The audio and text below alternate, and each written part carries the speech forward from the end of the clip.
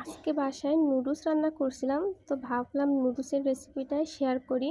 তো আমি প্রথমে নুডলসটা সিদ্ধ করে নিয়েছি, আর এরপর টমেটো সস বানানোর জন্য টমেটো পানি দিয়ে হালকাভাবে একটু সিদ্ধ করে নিলাম। আর তারপর কড়াইয়ের মধ্যে একটু তেল দিয়ে তার মধ্যে ঝাল কুচি, পেঁয়াজ কুচি দিয়ে সুন্দর করে লাল লাল করে ভেজে নিলাম। এখন এর মধ্যে ডিম ভেঙে দিলাম একটা, ডিমটাকে সুন্দর করে মিশিয়ে নেব এর সাথে।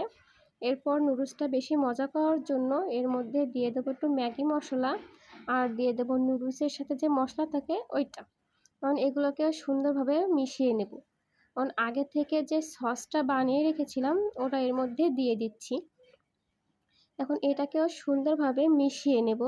মেশানো হয়ে গেলে আগে থেকে সিদ্ধ করে রাখছিলাম যে নুডলসটা, ওইটা দিয়ে দেব। এখন এটাকে ভালোভাবে নেড়ে চেড়ে মিশিয়ে নিলেই কিন্তু নুডলসটা পুরো রেডি। এখন